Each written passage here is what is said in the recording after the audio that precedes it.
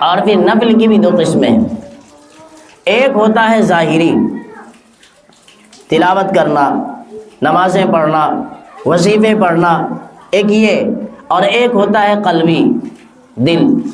ظاہری طور پر تو نہیں، لیکن دل ہر وقت اللہ کی طرف لگا ہوا ہے، اس کی وجہ سے زبان ہر وقت جاری ہے کہ یہ شخص بھی عبادت ہی میں ہے.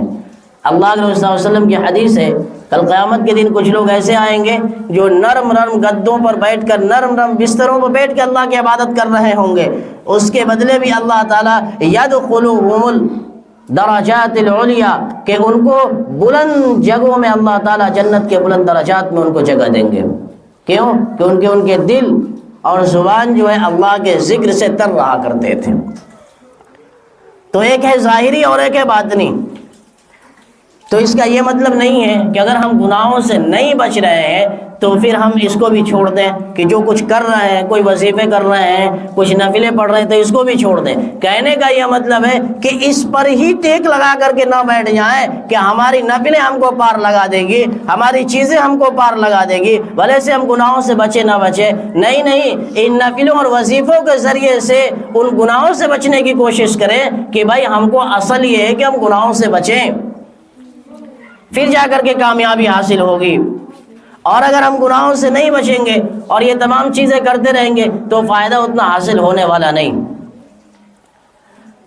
تو یا ایھا الناس قد جاءتکم موعظۃ من ربکم وشفاء لما فی الصدور، کہ یہ قرآن جو ہے وہ ہدایت بھی ہے، شفا بھی ہے، نصیحت بھی ہے اور رحمت بھی ہے. لیکن اس رحمت کی تلاش میں ہم کبھی نکلے تو صحیح.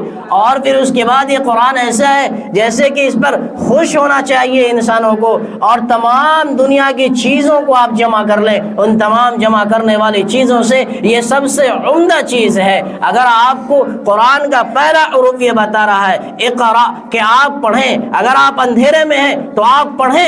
اقرا وہ دعوت دے رہا ہے، قرآن چیخ چیخ کر کے کہہ رہا ہے کہ عام لوگ ہو وہ بھی آ کر کے ہمیں پڑھو، اور مسلمان ہو وہ بھی آ کر کے ہمیں پڑھو اور پڑھو.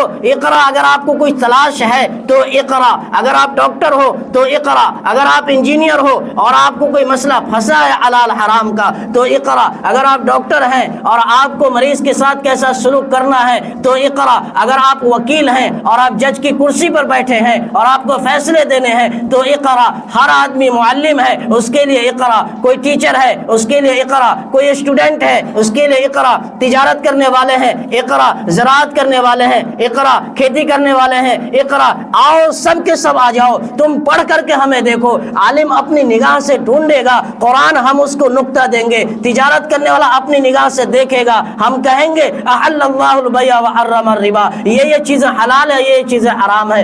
آؤ ٹیچر کے انداز میں، تم ٹیچر کے انداز میں آؤ گے، تمہیں بتایا جائے گا اسٹوڈنٹ کو کیسے ڈیل کرنا ہے. تم آؤ جس انداز میں آتے ہو، اگر تم وکیل ہو اور اس انداز سے تم قرآن کو کھولو، تمہیں ملے گا تمہیں کیسے فیصلہ کرنا ہے. تم جج ہو، تمہیں ملے گا تمہیں کیسے فیصلہ کرنا ہے. تم ملک کے حاکم ہو، آؤ قرآن کھولو، تمہیں ملے گا کہ حکومت کیسے چلانی ہے. تمہیں ساری چیز ملے گی. اس دنیا کے اندر سے فساد کو کیسے مٹانا ہے وہ تمہیں ملے گا. تم دنیا کے کسی عہدے پر ہو، ایک ریری چلانے والا ہے، تمہیں تجارت کیسے کرنی ہے، تمہیں کیسے رہنا ہے. ریری چلانے والے سے لے کر ملک کے بادشاہ تک سب کو قرآن دعوت دیتا ہے اقرا، مجھے کھولو تو صحیح، مجھے پڑھو تو صحیح، میرے اندر غور تو کرو، میرے اندر تھوڑا تدبر تو کرو. افلا یتفکرون، تم کدھر چلے گئے؟ تم اس میں غور کیوں نہیں کرتے ہو؟ تمہارے مسائل کا حل میں ہوں، تمہاری پریشانیوں کا حل میں ہوں، تمہاری مصیبتوں کا حل میں ہوں، تمہاری تمام چیزوں کا حل میں ہوں. کہیں تم کو تفصیل سے میں بتاؤں گا اور کہیں تم کو اجمال سے بتاؤں گا،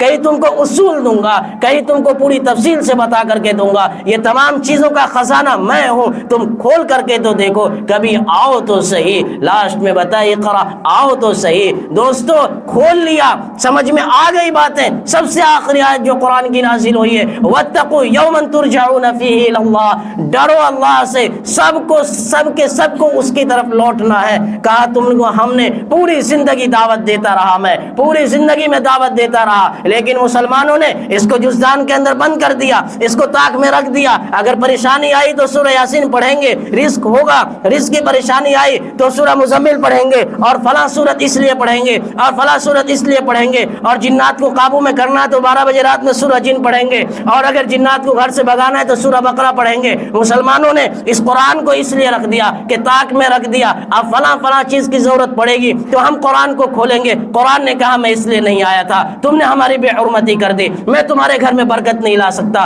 میں تمہارے گھر میں خیر کی دعوت نہیں دے سکتا، تم نے ہماری ناقدری کر دی، میں اس لیے آیا تھا مجھے تم روز پڑھو، مجھے تم روز چومو، مجھے تم روز اپنی آنکھوں سے لگاؤ، مجھے تم روز اپنے سینوں سے لگاؤ، مجھے میرے اندر تم گہرائی کے ساتھ تدبر کرو، مجھے تم سینے سے لگا کر کے تو دیکھو، میں تمہارے سینے کو کھول دوں گا، مجھے تم اپنے سر پر اٹھا کر کے دیکھو، میں تمہارے سر کو بلند کر دوں گا۔ دیکھو عمر کا جو چرواہے تھے، خود جو پہاڑ پر کھڑے ہو کر کے کہتے ہیں کہ میں اس جگہ پر آ کر کے بکریاں چراتا تھا، یہ قرآن ہے، میں نے قرآن کو سینے سے لگایا ہے، آج مجھے اللہ نے وہ بلندی عطا کی ہے کہ دنیا کی ساری چیزیں نیچے نظر آ رہی ہے۔ دوستو یہ قرآن چیخ چیخ کر کے چلا رہا ہے، اس کو صرف جزدانوں میں بند کر کے نہیں رکھو، اس کو صرف گھروں میں طاق میں مت رکھو، یہ قرآن پڑھنے کی چیز ہے، قرآن سمجھنے کی چیز ہے، قرآن صرف تعویذ کی چیز نہیں ہے، قرآن صرف وظائف کی چیز نہیں ہے، قرآن کو صرف دکانوں کے لیے مت پڑھو، اس کو پڑھو اور سمجھو،